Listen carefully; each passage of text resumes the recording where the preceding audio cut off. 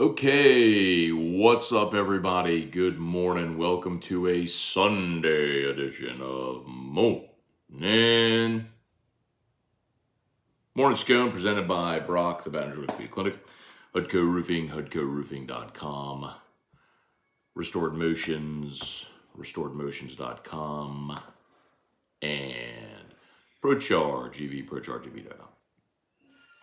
All right, y'all. How about it? What a night for Jaden Daniels for the LSU Tigers. LSU, another monster performance for Jayden.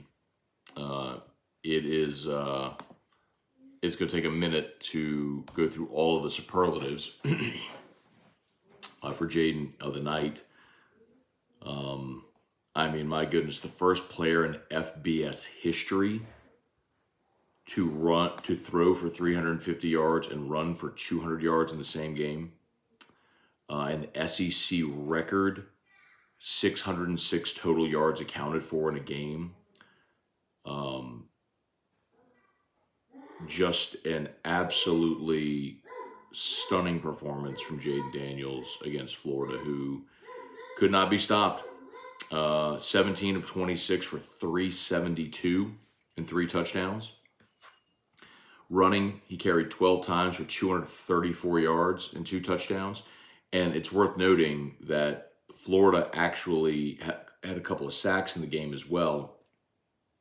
And those count as rushing numbers against Jayden. So actually, he had 10 carries for 238 yards when he was actually running the ball. If you take away the stat, which it's stupid that stats count against a quarterback's rushing total. It always has been. I don't know why college football does that.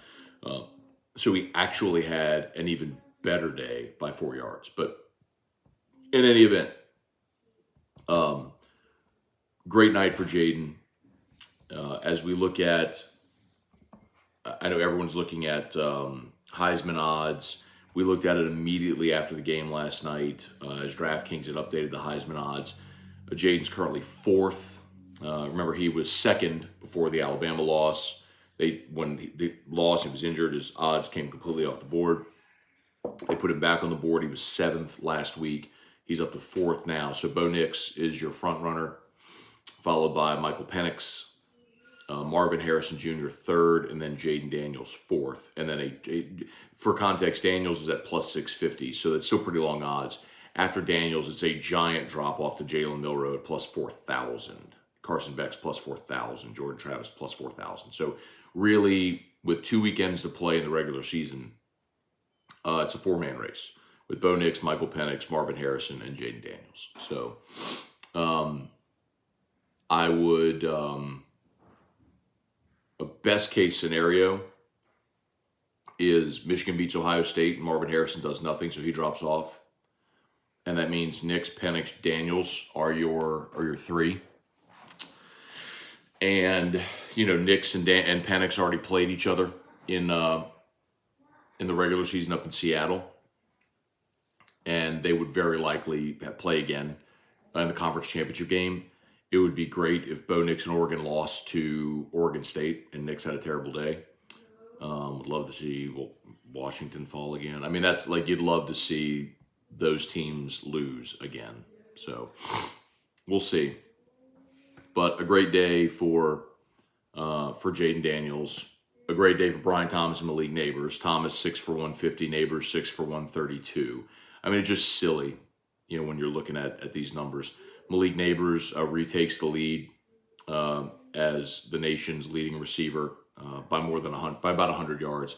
Malik's at 1284. Malik Washington from Virginia is at 1199, so about 100 yards more than Malik Washington. Just a great day. Incredible. 2 more touchdowns for Brian Thomas, who I believe is still leading the country. He is. So Brian Thomas, 13 receiving touchdowns. Marvin Harrison, 12. So Brian Thomas leading the country in receiving touchdowns. Malik Neighbors leading the country in receiving yards. It's a lot of fun to watch, man. A lot of fun to watch. So All right, Tigers have now won 5 in a row against Florida. That's the first time they've ever done that. It's a mouthful. It's a mouthful when you talk about about this offense and what Jaden Daniels has been able to do. So, just awesome. For the game itself last night, we'll get into some of your comments. I know there's some other. So Jimbo is expected to be fired. ESPN is reporting that. They'll pay him a $76 million buyout. Saints today up in Minnesota. We'll get to that. So we got a lot to talk about. But the game itself, I thought LSU did exactly what it needed to do from the onset, where Florida won the toss and deferred, so LSU got the ball and scored right away, which you had to do to get ahead. And then Florida had the ball at the end of the first half, started the second half, and you got 2 stops right there. So you got the stop before halftime. You wasted all your timeout, so you didn't have an opportunity to get the ball back. And then you got the stop right at the start of the second half, where you forced a 3-and-out. Parashand had the big pass breakup at the line of scrimmage. Parashand's played well. Hang on. Sorry.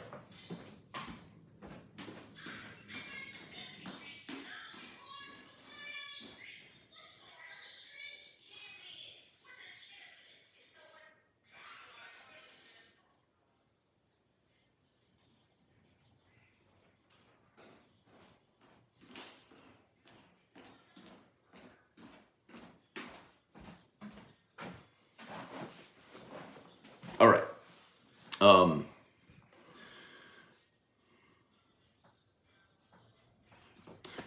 I guess what I was saying is your defense actually got some stops when you had to get stops. Florida did pull it within a 1-score game at 38-35, at the start of the fourth quarter. And LSU, 1, 2, 3 plays later, they scored to go back up 45-35. And then Florida would get the ball back down 2 scores. They had to go for it on 4th down. Sage Ryan came up with a good pass breakup on 4th and 3. Tigers got the ball back, scored again. It was 52-35. So, great day for the Tigers. Florida only led once. They led 28-24. And 3 plays later, the lead was gone after Jayden's 51-yard touchdown run. So, just awesome. Great night. Great crowd, sellout crowd, and Tigers put up half 100 on Florida and win their 5th consecutive against the Gators. So, lots to like there. Okay, let's do me a favor on YouTube. Please smash that like button, subscribe to the channel. Facebook, please like the Matt Scone page, share the post. Appreciate y'all. I've got the HUDCO link pinned. So, of course, we'd always love to help you with that free, no obligation roofing inspection, commercial or residential. HUDCO Roofing, HUDCOroofing.com.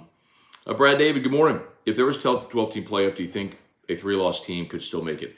Absolutely. I think you will see that happen because you're going to have, just for example, LSU right now, yesterday was ranked 19th. It was the highest 3-loss team going into yesterday. Well, Tennessee lost. They're now a 3-loss team.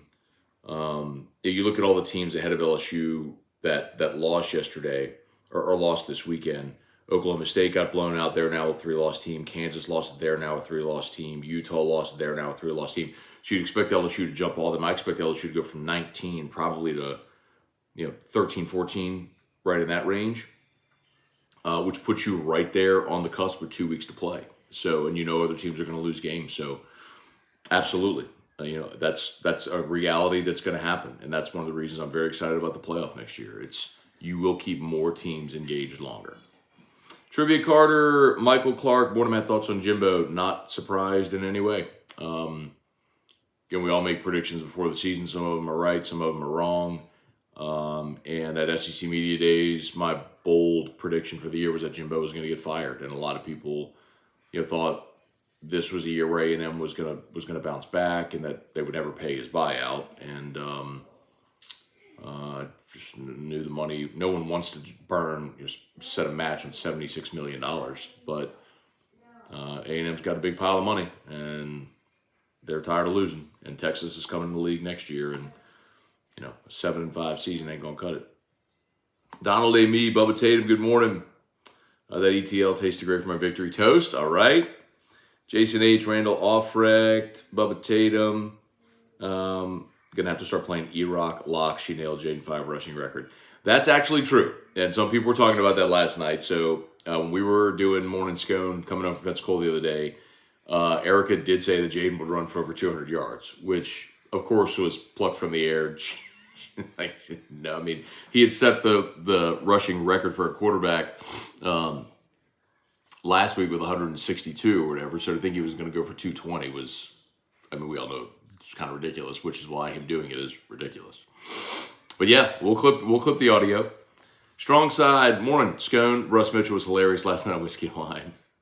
Yeah, I was glad Russ got to come and hang out. So he and his wife went to the game, and he made it over to Don Juan for Whiskey and Wine, so we had a great time. Andy Whitaker, why would they fire Jimbo right now? They have 2 games left. So the same reason why LSU fired Ed Ogeron when they did. It gives you the cover to start in earnest pursuing your next head coach, because so you don't have to do it in a clandestine manner. Not that you're going to call coaches while they're coaching, but your representative, AD firm, whatever, can start calling agents, taking interest to see what interest is there and start that process. So,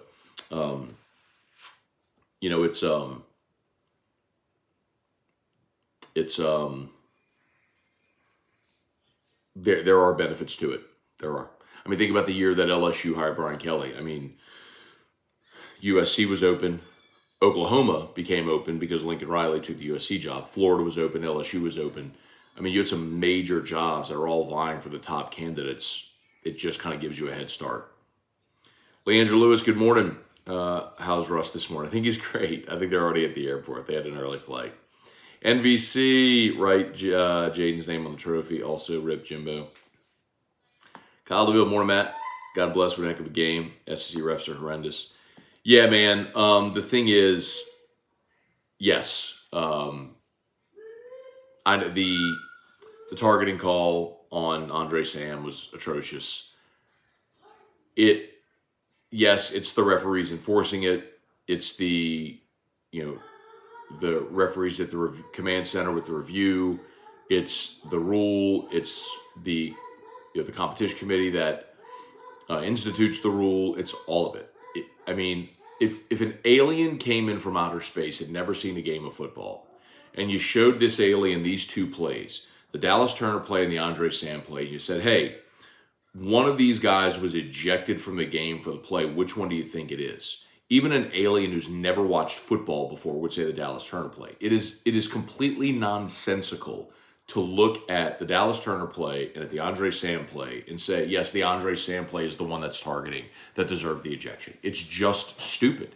Like, it is nonsensical. Like, it does not make sense. I can't say it any more plain. There is no logical explanation for that. And it's annoying, and they've got to fix it. But I feel like I've been yelling about this for a decade now, and everybody's been yelling about this for a decade now, and it doesn't change. So I don't know that they have an appetite to change it, which is really annoying. Chris Proctor, Jeff Richmond, Ty Fly, good morning. They didn't count Brian Thomas with rushing yards or rushing TD. So Ty Fly, that play that they run where the receiver's in motion and Jayden shovels the pass forward to the receiver, those are passing yards because Jayden threw the ball. I mean, they just tapped it. Some people call it a pop pass, and we call it not a glory days thing, but when I played pop pass was a tight end play. It was just a raise up pop to the tight end who released off the line. That was a pop pass. That little tap is just a shovel. It's a shovel pass forward. But it is a shovel. It's passing yardage. So the last one Brian Thomas got was a shovel pass. Todd Harris, Bubba Smith, Thad Landry, Rob Tuma, Caleb Brignac, good morning. Last night's Whiskey and Wine was beyond entertaining. T-Bob's an animal. Kevin Sparks, bad news. Jimbo getting fired. I enjoy the 7-5 season he provides every year. Hey, look, Jimbo. So I agree with you in the sense that you can laugh at your rival whenever they, fire their coach. And I understand that. And whenever you fire a coach, usually there is a transitional period where you sort of regress, right? I mean, you're going to lose recruits and you're going to lose staff members and you have turnover and all that stuff. But the other part of that, which is true, is as they move Jimbo out of there, there's always the chance that they get it right the next time. Like they didn't get it right with someone, they didn't get it right with Jimbo, but they're going to throw around a ton of money, and there's always a chance they get it right. So who do they pick? It'll be interesting. Glenn Laurie, morning, Matt. Saints pick for today. I think the Vikings win today. I hate to say that. I think, my hope is what we see is the Saints finally developing some consistency. And if you're going to be a consistent team, you have to go on the road and win a game like this. I just think it's very hard to win on the road in the NFL. I'm a little concerned about the Saints defense the past few weeks, which we have the reputation for the Saints defense of being very good. But in reality, if you go back to the Jacksonville game, you gave up 31 to Jacksonville, you gave up 27 to the Colts, but they outgained you, and then you got outgained by the Vikings or by the Bears. You won 24-17, but you got outgained in that game. You're +5 in the turnover margin and won 24-17 at home. So that defense has not been great, man, and that does concern me today. Mark Bayard, good morning. Jared DeLucky, good morning. Great night at Don Juan's. Great meeting the legend, Russell Mitchell. Appreciate you for coming out as always, Jerry. Jerry drives in from the Hammond area, and always good to see you, man. We're glad you had time to come out. Yeah, I'll be curious about this week with Georgia State coming in. I can't imagine it's going to be an overwhelming type of crowd or day or emotion or anything like that. And it sucks that we're in November and it's the second to last week of the season and we're going to get Georgia State. I mean, that's one of the things that college football I wish they could fix is the awful penultimate week of the season when all these teams play these garbage opponents the week before, rivalry week. But this thing I tell you all the time, man, the sacred college football regular season. Yeah, the greatest regular season where your schedule is filled with a bunch of body bag games nobody wants to see, where teams get their ass beat just to collect a check. Behinds beat, excuse me. Jeremy Sagely, Thad Landry had the luxury of bringing our kid to Brock, and they were great. Awesome. That's great, Thad. I'm sorry that your son or daughter had to go to an orthopedist, but glad to hear everything went really well. Randy Dabdoob, you know why Whit Weeks isn't playing. He can help stop the run. Whit Weeks did play last night, and he absolutely got beat to the corner on a third down play and then hit the runner out of bounds late. He's lucky he wasn't flagged. If you saw like the skirmish with the Florida players in the LSU bench, that was Whit Weeks who started that because he hit the player late. John Hendricks should have bet on Jayden to rush more than 100. John, you'd have cashed that. John, you'd have cashed that thing by halftime, brother. Brian Jones put 1,000 on Jayden to win it at +900. Wow. I don't see how it can lose now. Fight the 3 losses. I mean, Brian, I'll say the same thing here that I said last night. And again, we're all pulling for Jayden. We want him to win it. And I believe he's the best player in college football and deserves to win it. But there's a reason Bo Nix is the odds-on favorite right now, because he is stat compiling on a one-loss team. And if Oregon wins out and Bo Nix continues to put up the stats he's putting up, he's going to win it. And that sucks, but that's the reality. Oregon's 9-1 overall. Their only loss was the road loss to Washington by 3. And really it was, questionable coaching decisions in that one. But, Nix is right there with Jayden. I mean, he's thrown for 3,100 yards and 29 touchdowns. He doesn't have the rushing stats. He's only rushed for 121 yards in the season. But, Bo Nix has thrown for 31, 35, and 29 touchdowns. Jayden's thrown for 31, 64. And how many passing touchdowns for Jayden? And 30 touchdowns. So they're right there. I mean, they're 1-1 as far as passing yardage and passing touchdowns. Jayden's rushing total is obviously significantly higher. But Jayden's quarterback of a 7-3 team, and Bo Nix is 9-1. So yes, there is a way that Jayden can lose it. You really need Bo Nix to have a clunker. Jayden's not going to be on anybody's radar next week. Just what it is. I mean, LSU's going to play Georgia State, and he'll probably play the first half. But as for Oregon, they beat Southern Cal last night, and they've got 2 games left. They'll play at Arizona State this week, and then they have the Civil War against Oregon State. So, what you would love to see is him go on the road next week against Arizona State and have a clunker, and then lose to Oregon State. Like that's the best case for Jayden to win the Heisman, and Michael Penix to do the same. So,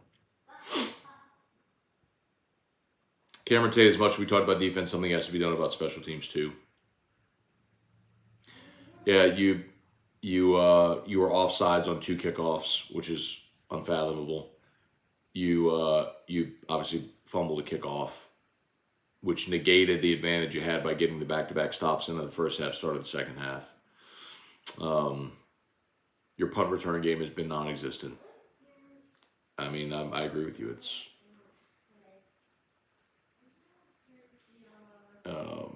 special teams have been a deficiency the last 2 years. It's hard to explain.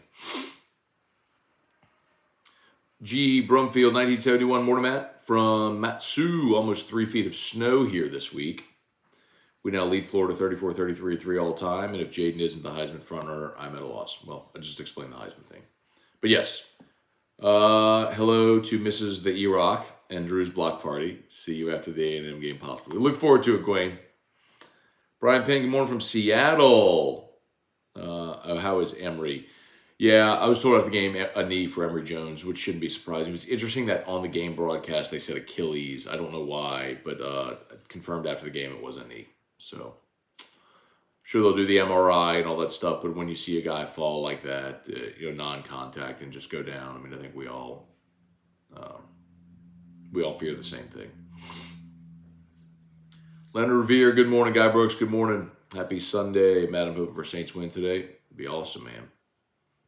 Robert Wall, also ready as the first person in FBS history, 12,000 passing yards, 3,000 rushing yards in a career. Brandon Tilley, and yes, and so part of the reason for that too, Robert, and that's true, is he's been able to start for 5 years, right? And that's the benefit of the COVID year because no one else has had the opportunity to. So you have to have that really dynamic skill set where you're a great passer and a great runner, and then you start for 5 years, which no one else would have had the opportunity to do. And you could play for 5 years, but one of those is, of course, going to be your redshirt year, so you'd only really play for 4. Is E-Rock the real Scone Stradamus? What a prediction on Jayden's rushing yards. Callum Alexander, Matt Moscone is owed a dinner for his entire family by all of you Jaden Daniels haters from last season as well as this one. Yeah, man. I thought about this last night. I actually told Russ this after Whiskey and Wine. I have half a mind to go back and look up all the Jayden hate comments from all the Nuss Bus people and all the Jayden doesn't read the field, Jayden doesn't throw the ball downfield, blah, blah, blah, blah, blah, blah. All of you. I have half a mind to go just out all of you.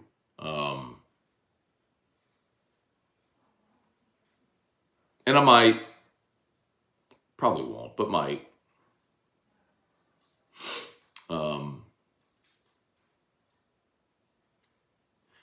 Again, the thing that I'll say again, that with context now, I'll say, and you'll understand that you didn't want to understand a year ago, is for all the people that are going to come out and say, well, but he didn't push the ball down the field last year, and his decision-making, and blah, blah, blah. No. I'm going to tell you now the same thing I told you last year. You won 10 games because of Jaden Daniels. he accounted for 70% of your offense. On a team where your margin was nil, you couldn't afford the crushing turnover. So, yeah, he would take a sack or throw the ball away because that's better than throwing the ball into double, triple coverage and turning the ball over, trying to be superhuman. So, has he developed this year? Absolutely. But the unwillingness of so many of you to acknowledge you were what you were last year because of Jaden Daniels, where your offensive line was a sieve, used 6 different combinations the first 8 games a year ago. Your best offensive player, Kayshon Boutte, was basically a no-show all year. Your best running back was former walk-on and Josh Williams. I mean, your tight end was a true freshman in Mason Taylor, who the first time we saw him against Florida State in the opener, ended up basically giving up the blocked extra point because he didn't even know how to block. Your special teams were atrocious. And you won 10 games, basically because Jaden Daniels was awesome. But so many of you couldn't see that.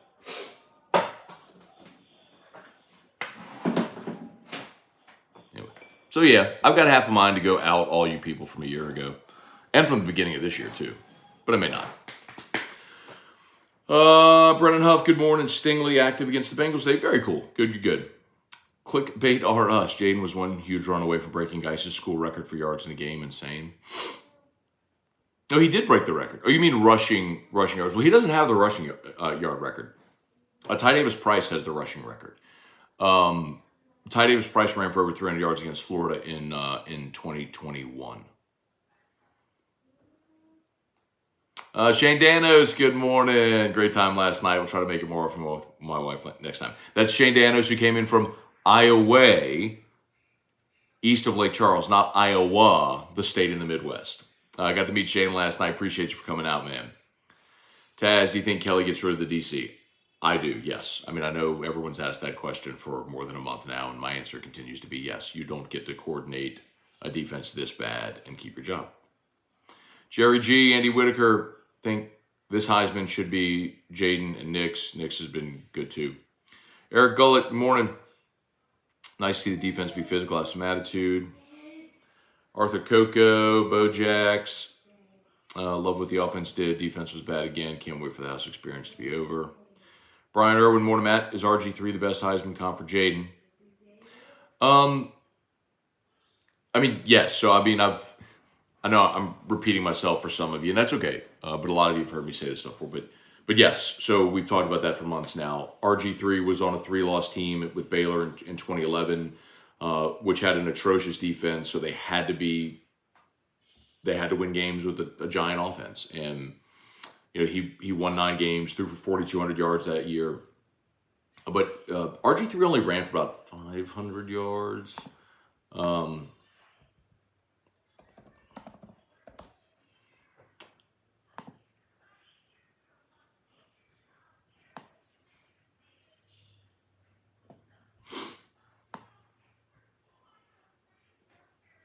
RG threw for 690, or he ran for 699. So he threw for 4293 and ran for 699. But keep in mind that included the bowl game as well. So that was in 13 games. He threw for 4,200 yards, nearly 4,300 yards, and 700 rushing. So, and he counted for nearly 50 touchdowns, 37 passing, and 10 rushing. So Jayden right now is 30 passing, and I think Jayden has 5 or 6 rushing touchdowns.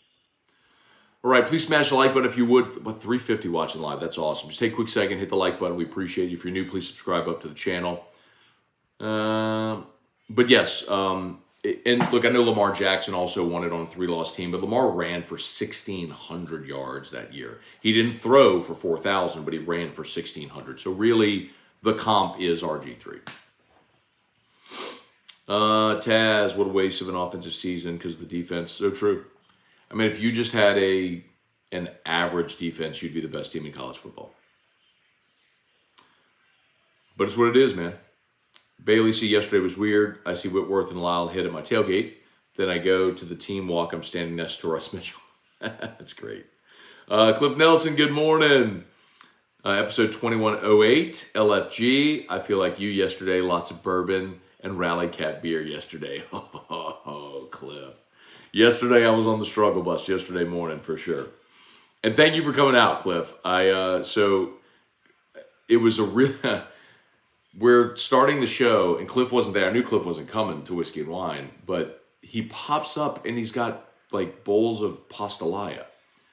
And I'm not gonna eat when I'm on air, but I didn't even know. So T-Bob apparently, I don't know, I guess they had talked or something like that. And so T-Bob had asked for the food. And so Cliff just popped in just to bring the food and left. I didn't know he was leaving. And so I'm standing there like trying to do and I'm holding this thing of pastelaia and I'm like, what is going on? And anyway, I felt very rude. That's all, Cliff. A very awkward way of saying I felt very rude, and I'm really very sorry. I hope you didn't get that way or take offense by it, but I felt very, very rude after the fact, not knowing. I was so confused why Cliff popped in and was handing me pastelaia. Is a short way of saying it. But thank you, very considerate and awesome, and I appreciate you and your kindness as always. Let's see. Migo Tez, random, do you think they get a portal receiver this offseason, or do they trust in-house guys to step up? I do think they will get a receiver out of the portal. Oh no.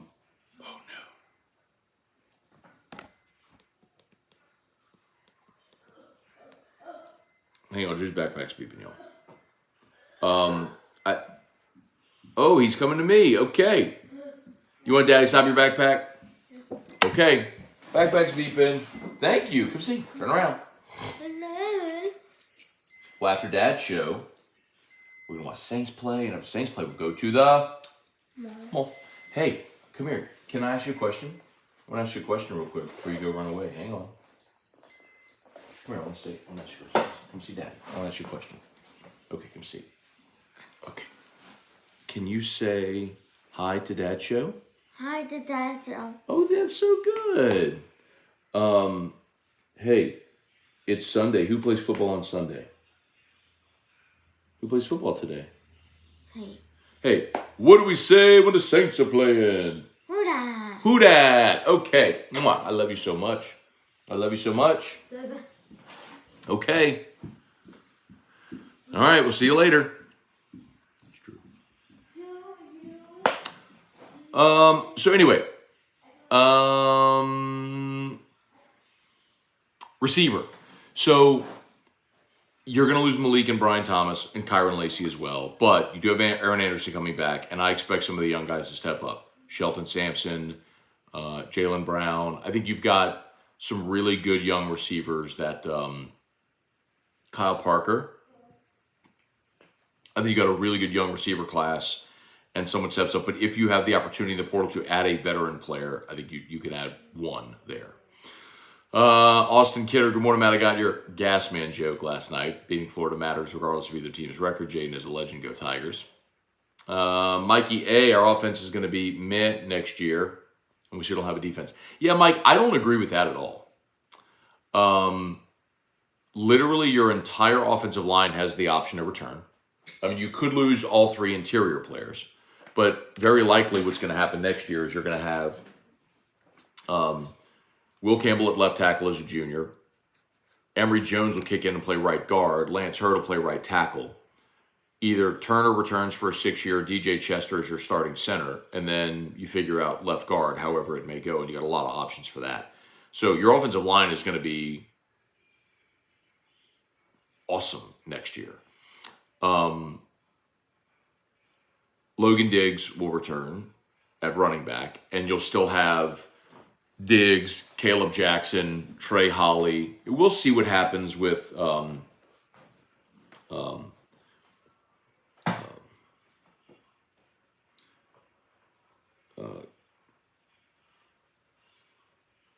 Trey, who's come and gone 5 times. Why am I blanking? Anyway, and Armani Goodman, we'll see. But you got tons of running backs, including likely having Diggs back. Mason Taylor's going to be a junior tight end. We just went through the receivers. Yes, the giant question is quarterback. And, is Nussmeier ready to be the dude? I'll say again now what I said 2 years ago. You're going to go get a quarterback out of the portal. And a lot of you aren't going to like it because you're going to want the Nuss bus, and I get it. And I'm not saying Garrett won't win the job, but look at Ole Miss this year. Jackson Dart, you had an incumbent returning, and they still went to the portal and got Spencer Sanders, who was a 4-year starter at Oklahoma State, because they wanted to bring in depth and competition. And he pushed Jackson Dart, and Dart won the job. No one was expecting it. But Lane Kiffin's even said it, like, that pushed Jackson Dart, and look at what happened. So I think LSU is going to do the exact same thing. You're going to go find a portal quarterback to come in and compete with Garrett Nussmeier for the starting job. And if Nuss wins it, awesome. If not, maybe you have another Jaden Daniels situation. But Mike A, saying the offense is going to be meh, I just could not disagree with that more. Are you going to be record-setting like this one? No. Not likely. But I think your offense has a chance to be awesome next year. I have no confidence in the defense, linebackers, and not fitting gaps. I mean, Guy Brooks, respect, but we're 10 games in, brother. This isn't a surprise to anybody. I mean, yes, the defense sucks at every level. Defensive line was supposed to be really good. They've been disappointing. Linebackers, including Omar Spates, coming in as a fifth-year senior, thought you were getting an all-conference caliber player. He hasn't been, and we know the issues with the secondary. So it's not new. Michael Clark, Ross, P. Will, good morning. Since covering LSU media is your job, has your emotional investment declined compared to when you were just a fan? Do you still hang on every win-loss like many fans? No, I don't. Don't get me wrong. Like, this is the thing. The way that I say it all the time, P. Will, is when you're in sports media, you forfeit your fandom. Now, it doesn't mean I've stopped being a fan of these teams that I love dearly. And, I mean, LSU baseball wins the national championship. I jumped in my pool fully clothed. But before I did this job, I'd have been tailgating and partying all day and yelling in Tiger Stadium when I had no voice. Instead, I have a yellow legal pad taking notes, charting every play. It's just different, It doesn't mean I love LSU any less. I want them to win every time they play and everything. That's not just the school I grew up cheering for. It's my alma mater. Like, I went to school there and graduated from there. In the same way that you may love your school or would like, of course. I mean, it's just a different experience. That's the best way to say it. Alex Light, give her to Jimbo, really get canned. Yes, Jimbo's out. $76 million to go away. Kirby Green, Jayden made a statement Saturday night against the Gators. If Jayden doesn't get the Heisman, I lose all respect for that so-called selection committee. Ross, imagine getting fired after a win. I mean, it happened with Ed. Ed got fired after the Florida win when LSU beat Florida and Ty Davis-Price ran for 300 yards. They fired Ed the next day. But you know why you do that, Ross? You do that so the question doesn't linger as to say, oh, well, could he save his job? And then that narrative starts to circulate and permeate the final month. So, because you remember what they had in 21, they got blown out by Kentucky, and I think we all knew that was it. But the next week is when they beat Florida, and Ty Davis-Price ran for 300 yards. So you think, well, is he going to save his job? Well, that next day, Sunday, is when they had the press conference announcing he was fired.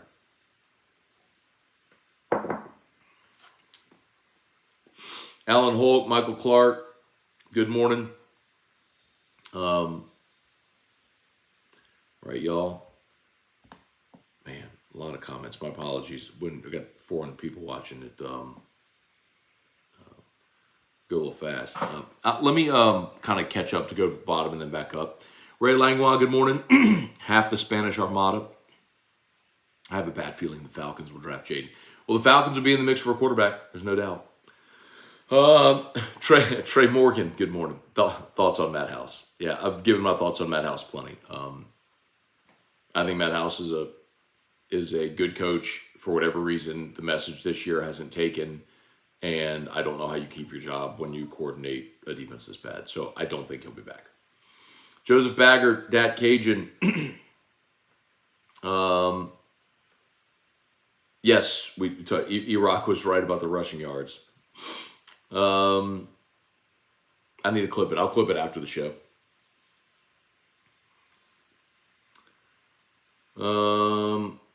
Myron, what about Aaron Anderson? Don't give up on the talent. That's the first name I said, Myron, when I was asked about the receivers a bit ago. So, yes, I think Aaron Anderson will be back. And then you got the young guy as well. So, yes.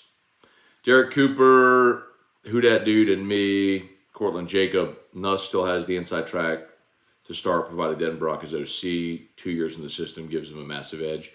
I mean, there is certainly that point of view, Cortland. And I'm not saying that Nussmeier won't be the guy next year. That's not what I'm saying. What I'm saying is, in the same way that everybody wanted Miles Brennan to be the starting quarterback, but hadn't proven it, and you had the opportunity to go get an experienced starter like Jayden, and you did it, if you're Brian Kelly, you have to do the same thing. Like, the transfer portal is a tool. It allows you the opportunity to get experienced players immediately. And if you have that opportunity, you have to take advantage of it. You can't just say, well, we're just going to roll the dice with Nuss and see what happens. What if Nuss isn't good? Like, then you've left yourself vulnerable. So do you really want to go into next year with Nuss, who has been around a while but hasn't played? Ricky Collins is a redshirt freshman, and Colin Hurley is a true freshman? You want that to be your turned ankle away from Ricky Collins being your guy? Like, in a bygone era of football, that's the way it went. But you have the opportunity now with the transfer portal to add a veteran player, so you do it. And then you let them compete. Tiger Diver, morning, Scone. How is A&M going to fire a guy that dropped 51 points on an SEC team with a third-string quarterback? He needs one more year to get it right. I agree. Give him one more year. Let's see. Jared Elder. Trey Bradford, thanks. Yeah, Guy Brooks. Cliff, no worries, but was the pastelae good? Yes, the pastelae was very good. That's what my guy was worried about. Church Shane 7, I have no faith in us. I wouldn't go that far. And I know there's people who think that I'm a hater with him, but that's not the case. It's not that I dislike Garrett Nussmeier. It's just that I've always had a very clear idea that Jaden Daniels is the better option, which he has been the entire time he's here, and that's not even been remotely close. Leslie Martin, always a good morning when the Tigers win. Gulf South, the fact that he accounted for that much of the team's offense doesn't change anything. Now it's clear he put in the work this offseason. Oh, that's right. Gulf South is one of the nincompoops who was always crapping on Jaden Daniels, and now he's going, but it does, Gulf South. He was accounting for 70% of your offense out of necessity. That's not to say a player can't improve, which he did, but without Jaden Daniels a year ago, you don't beat Florida. You don't win a lot of those 50-50 games, which you just don't want to acknowledge because you're so dead set on being right about it when you are clearly dead wrong.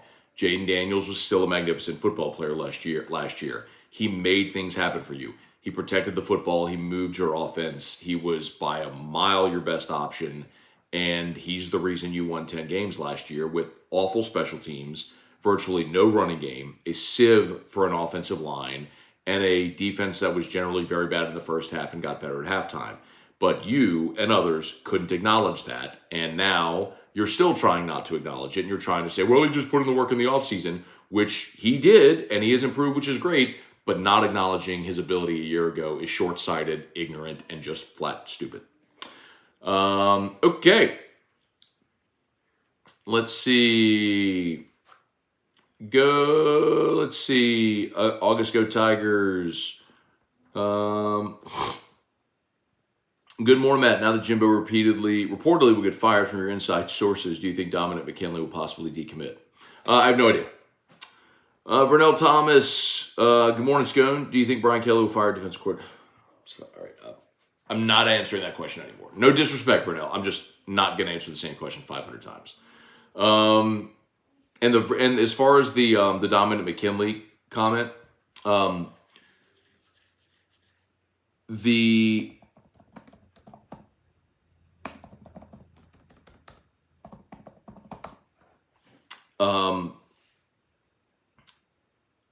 there was a defensive lineman. So Terry Bussey, is one of the players that everyone knows has real interest in LSU. Dominic McKinley is from Acadiana, who's committed to A&M, but there was another defensive lineman, not McKinley, that was thought to be a possible flip from A&M to LSU, which surprises me, obviously being that McKinley's there in Acadiana, but maybe it's...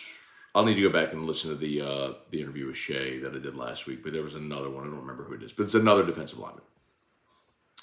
Alan Black, Spectrum Wellcare, Kyle DeVille. They need to recruit Zarek Jones from Gina High School. Okay.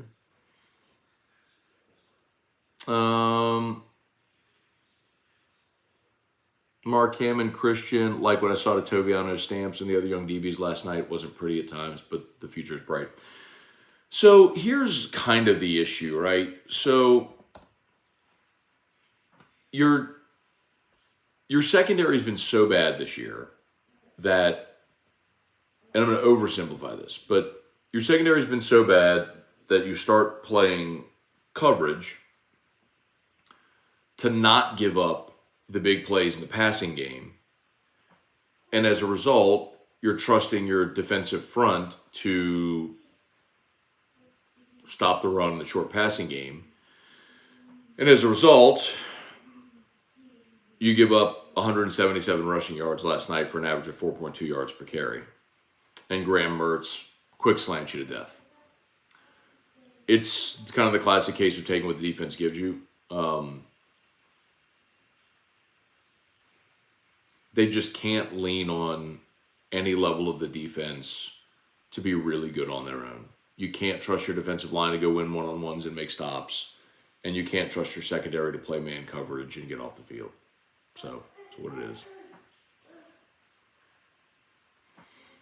We got Drew. Hey, Jared Guillory. Where are we?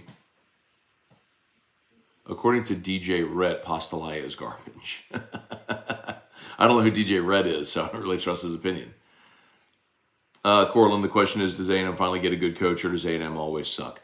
Look, man, the more the more shots you take, you're closer to getting it right. Who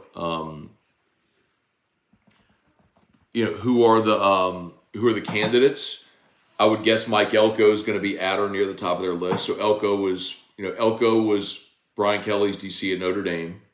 And Jimbo hired him at A&M, and he was great. And then he got the head coaching job at Duke. So,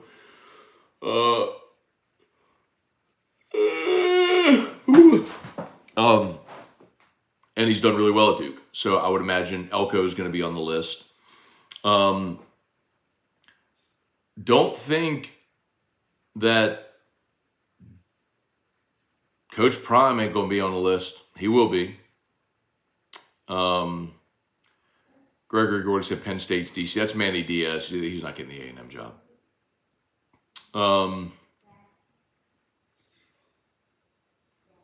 Manny Diaz bounced around. He was we saw Manny Diaz at Florida. We saw him at Mississippi State. He was at Louisiana Tech for a minute. Here you go. He went DC at Middle Tennessee to DC at Mississippi State, DC at Texas, DC at Louisiana Tech, DC at Mississippi State, then Miami, and now Penn State. It's wild that he keeps getting great jobs. Any of you wanting a Randaback, watch the team play this year. There's, Tommy,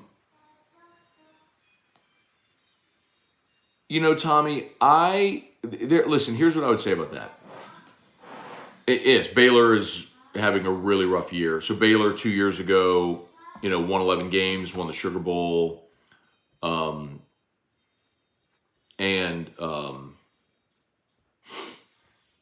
they gave Aranda a huge extension through 2029. And since then, they're staring at back-to-back sub-500 seasons. So there's some thought that maybe Baylor moves on from Dave Aranda after they backslid the last 2 years. I don't know. They're 3-7 right now. I don't know. I'm not a Baylor fan. I don't have contacts within Baylor athletics to know what they're going to do or anything like that. Baylor's a private school, so they don't have to list his salary publicly. But Baylor has a lot of money, and they could buy him out, and it wouldn't be a big deal. They got 2 games remaining against TCU and West Virginia.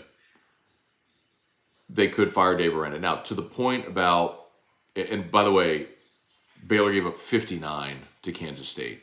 They lost 59-25 yesterday.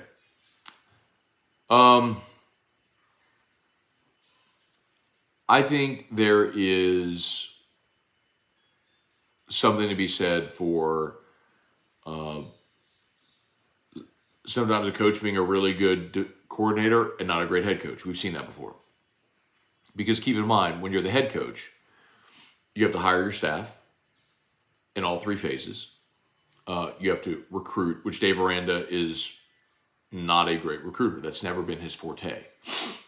You have to manage the game on game day, your recruiting efforts, staff, all that stuff. There's so much that goes into running a program aside from just running one side of the ball.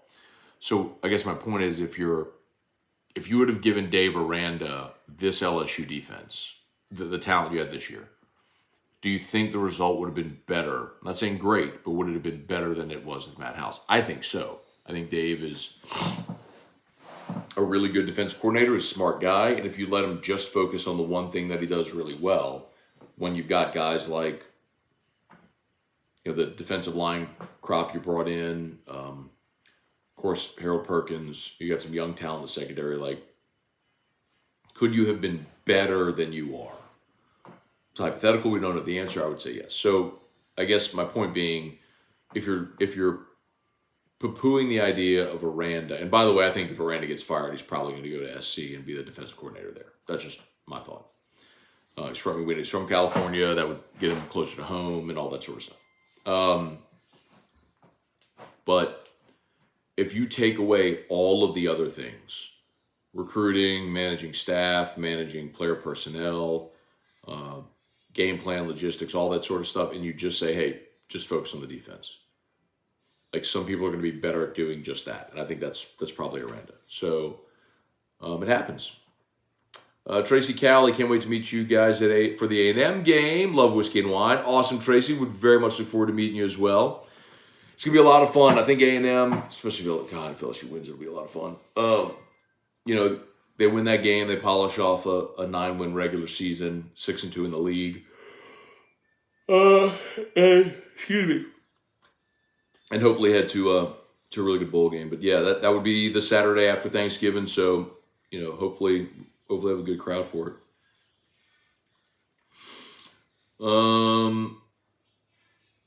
So happy to witness the demise of A&M with Jimbo. The thing I'll tell you, man, they always have the chance of getting it right when you make a coaching change. So we'll see who they hire. Joe Juba, what's good? Were they upset about how excited they were just to get 6 wins?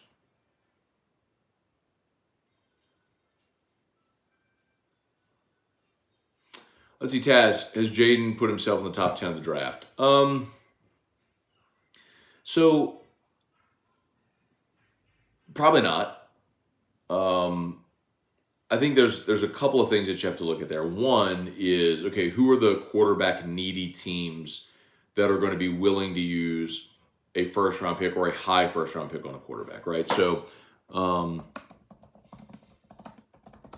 we look at, Tankathon does the projected draft order as it would happen today, right? So this is how it would look. So Carolina would have the number 1 overall pick, right? But they traded that pick to Chicago. So the Bears would pick number 1 in place of Carolina. Are the Bears going to take a quarterback?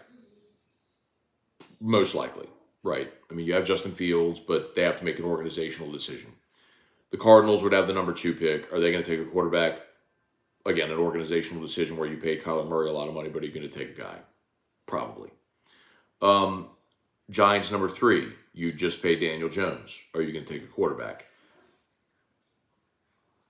Probably not, considering you just paid Jones. But maybe. Patriots at 4 almost certainly are... Okay, Justin Jefferson's inactive today. Patriots almost certainly are going to take a quarterback. The Bears have the 5th pick as well. So even if the Bears don't take a quarterback 1, maybe they take quarterback 5. We'll see. but probably invert that. You probably take Caleb Williams number 1, and then you take another position 5. Or you trade that pick to someone who wants Caleb Williams if you're committed to Justin Fields. But either way, you assume Williams, Drake May go 1-2. Green Bay Rams at 6 could certainly take a quarterback if Matthew Stafford's near retirement and there's someone they love. Packers at 7, doesn't seem like they're committed to Jordan Love. Tampa at 8 most certainly would be taking a quarterback. Denver at 9, again, you had a massive investment in Russell Wilson, but does Sean Payton get to draft his guy? I mean, you can see Tennessee at 10. Are they going to take a quarterback? You've taken one each of the last 2 drafts. Maybe Will Levis is their guy, so they don't take a quarterback. Falcons at 11. They've benched Desmond Ridder. Would seem like they're probably going to be in the market for a guy if there's one sitting there. I guess my point is, there's a ton of teams. There's probably 10 teams you could justify taking a quarterback in round 1. How many will actually pull the trigger and take a quarterback in round 1? That's a very fair question. Where has Jaden Daniels landed himself? I don't know. I think he has tremendous opportunity to boost his draft prospects.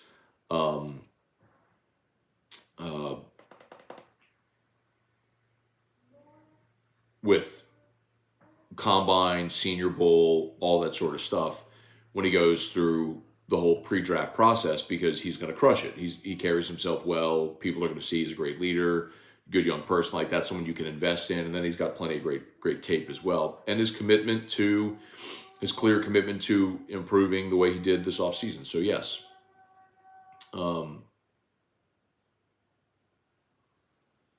Hawkinson's active. Okay. Anyway, so long way of answering your question, Taz. I don't know that I'd say Jayden's going to be in the top 10 of the draft today, but is he absolutely increasing his draft stock? Undeniably, yes. Let's see. Man, I'm so lost on these.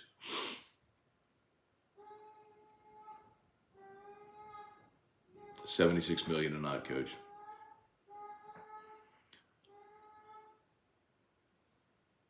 Let's see. Please smash the like 386 live. I love it, man. Thank you so much for watching. If you're new, please subscribe to the channel. Please smash that like button. If you haven't done so yet, Facebook, please like the Matt Scone page, share the post. Have the Spanish Armada. Who can we expect to hit the portal? Guys from smaller schools, guys whose coach is going. You mean quarterbacks? You never know, man. Like, at this point a year ago, the thought was Nussmeier would have hit the portal and Walker Howard would have stayed. That ended up inverting. I don't think many people expected Spencer Sanders to hit the portal last year. He did. So you kind of have to wait and see to play it out. I wish I had a better answer for you. I just don't. Kyle DeVille, not going to lie, I was hesitant on JD last year. As the year went along, I became a believer.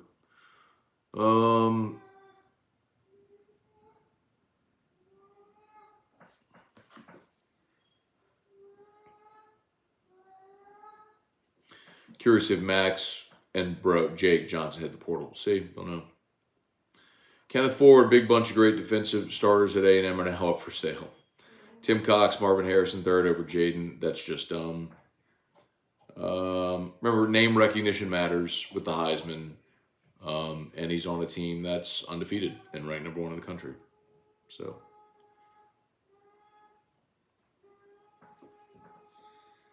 Brent Chisholm, nice to hear Brian Kelly come out, forcefully say Jayden's the best player in the country. What else you start putting into that messaging? So, Brent, it's interesting. I know we've had this conversation in the past with LSU and campaigning for Heismans, and I don't think they're ever going to do the thing where they send mailers out to voters or anything like that. I don't know that you're going to see banner ads on ESPN.com like Oregon has the bodacious banner ads everywhere, but I think what LSU will do is throughout its own social media, put out a ton of Jayden content and tell that story. So people are aware of him. It's really just going to be a matter of I think the Marvin Harrison thing will take care of itself. I just think the real competitor is Bo Nix, because if Oregon wins their next 2 games, he puts up great numbers. They go to the Pac-12 championship game and win it while Jayden's at home on championship Saturday. I mean, that's the guy that's going to win it, which is really unfortunate.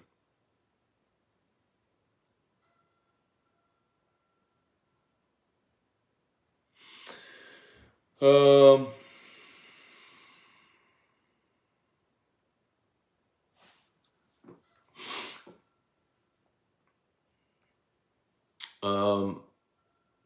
yeah.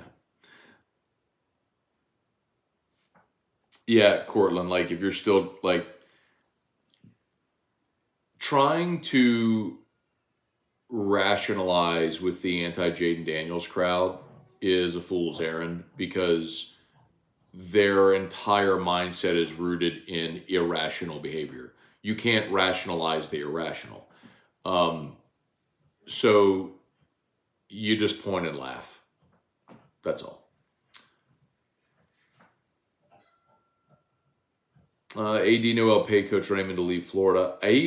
Corey Raymond would come back for sure. And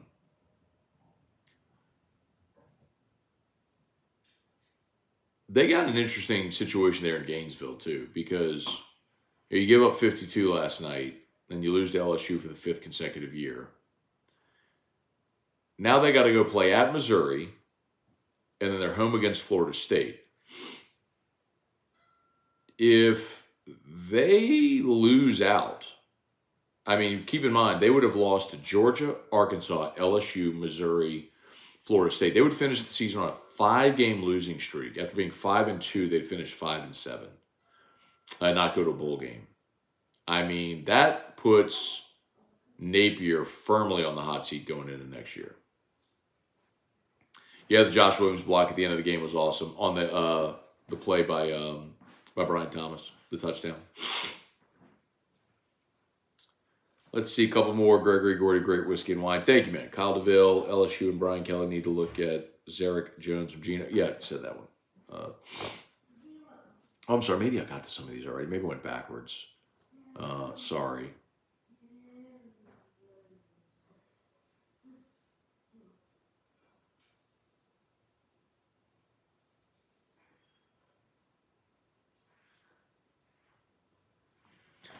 Oh, man. Sorry. And I'm trying to find my spot in the comments again. Sorry, y'all.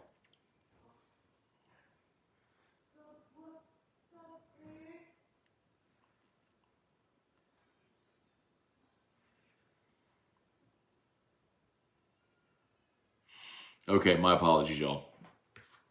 I lost my spot.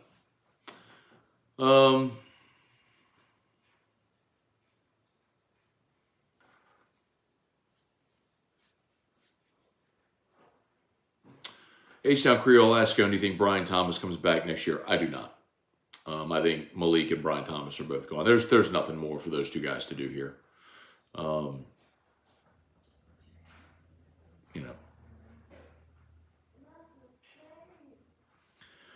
Christian said, I'm sure you're working with limited info. Do you think Jimmy Lindsey will be able to get back to coaching the defensive line before next season? Christian, I do, as a matter of fact. I think Jimmy Lindsey's, from what I understand, his recovery has been nothing short of remarkable. And LSU has supported him and his family every step of the way, which is great to see. And kind of sounds like he's eager to get back. So, yeah, I do think so. I think Jimmy Lindsey will be back, yeah.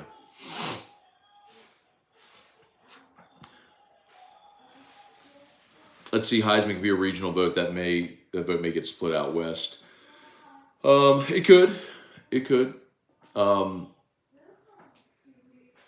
It's just a matter of, do you end up with a situation where, again, I mean, I think LSU is going to win their next 2 games, and Jayden's going to keep putting up great stats. It's just the nature of this offense. They're going to keep going. But the same is true for Oregon. Like, you have to have Bo Nix just have a clunker. Like, they would just have to go out there and just play their worst game of the year and lose. And that may happen. They got 2 games left, both of them conference games, and they got the Civil War against Oregon State. Here in a couple weeks, so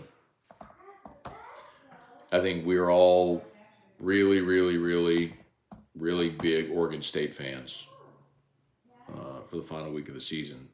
That game is in Eugene, so Oregon goes to Arizona State this week, which is obviously not a very good team, and then they're home against Oregon State. So I wish that game was in Corvallis, but that's what it is.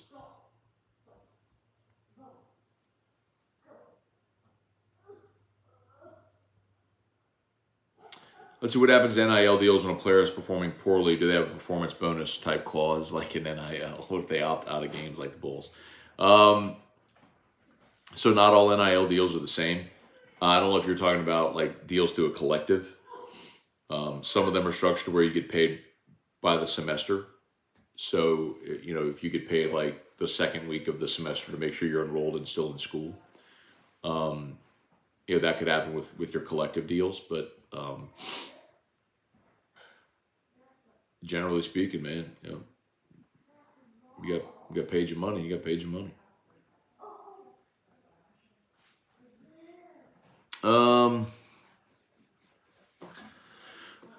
Darian Glaze, LSU against USC in the Cheez-It Bowl. I don't think that's going to happen.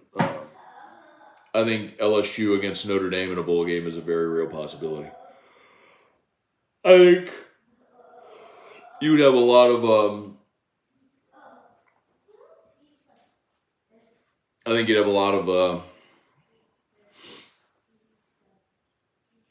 bowl organizers very interested in that matchup. Remember the Citrus Bowl is the highest ranked SEC team not in the playoff goes to the Citrus Bowl. So or in the New Year's Six. So I tell you what, you really want to cheer against Ole Miss. You really want Ole Miss. Ole Miss got blown out yesterday. That's their second loss. You would really like for Mississippi State to beat Ole Miss. I don't think that's possible. Mississippi State is awful, but Ole Miss plays ULM, and then they play the Egg Bowl in Starkville.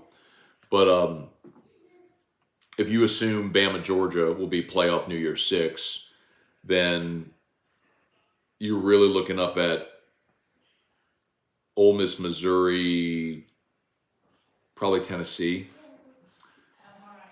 Okay, babe. I'll call you. I'm almost done. Ole Miss, Missouri, Tennessee, and then LSU. Maybe LSU could leap Tennessee after yesterday. We'll see. But so I guess my point is it's unlikely that you're going to end up in the Citrus Bowl. So you're going to end up in that clump of ReliaQuest, which is the former Outback, ReliaQuest, Gator, Texas Bowl, Vegas Bowl. You're going to end up somewhere in that mix. So, I think LSU very likely ends up in either the ReliaQuest or the Gator Bowl, one of the 2 Florida bowls against Notre Dame. I think that's going to be your most likely bowl scenario. Again, I'm not telling you anything I know. I'm just kind of spitballing based on what I do know about how this process typically works. So.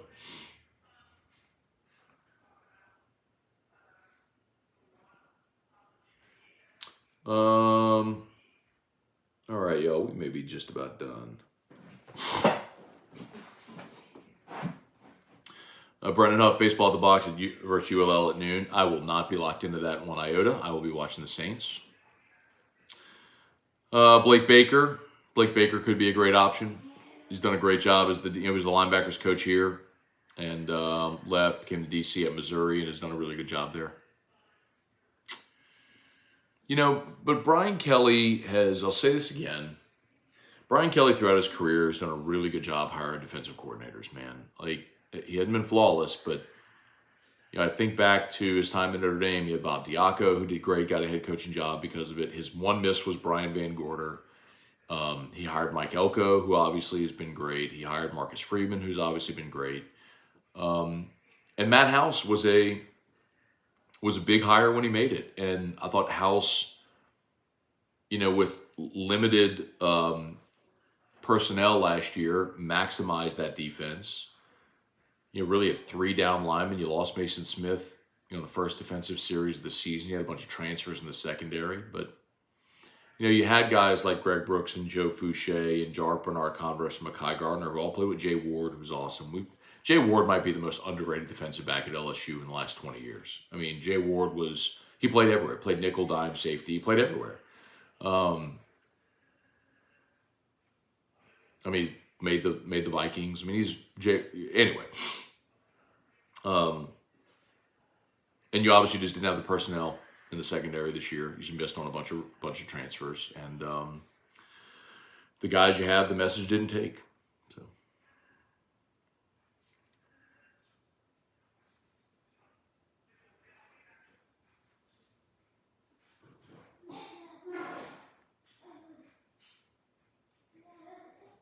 It's Darren. You don't think if Jayden goes to a good bowl and win out, his draft stock doesn't go top 5?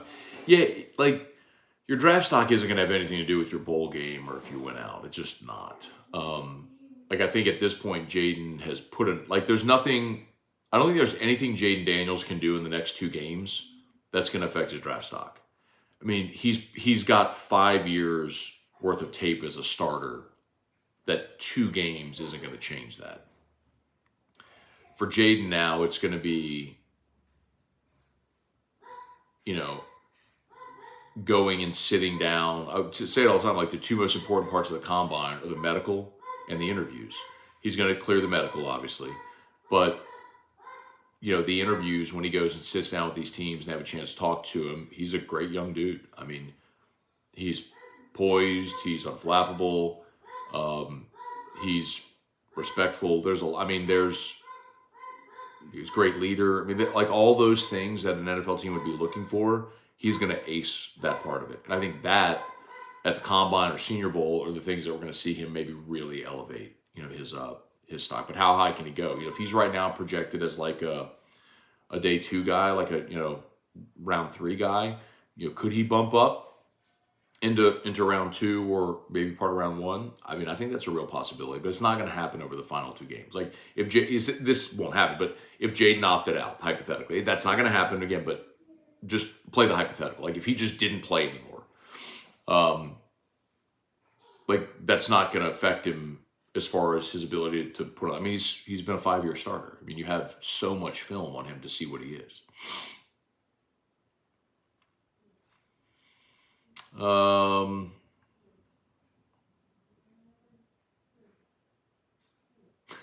Chris Dorian's going to be dressed as a turkey. That's true. Peter Burns won the bet again. This is so good. Oh man. Okay. All right, y'all. Let's bounce.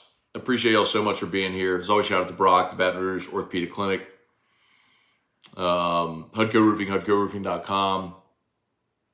If you need an orthopedist, go see our friends at Brock. The after hours clinic is open nights and weekends. And of course, Hudco Roofing. Got Hudco pinned in the chat. Would love it, man. 357 watching live. I'm certain there's somebody watching. Someone among that number who lives in Louisiana, has either you own your home or a commercial building and you need a roof inspection. I would love it if you would just click that link, fill out the inspection form, and let HUDCO come give you that free no obligation roof inspection. We appreciate y'all. So, okay, y'all have an awesome, magnificently fabulous day. Appreciate you so much. Saints, who dat, coming up at noon. And hoping Saints get a big win today.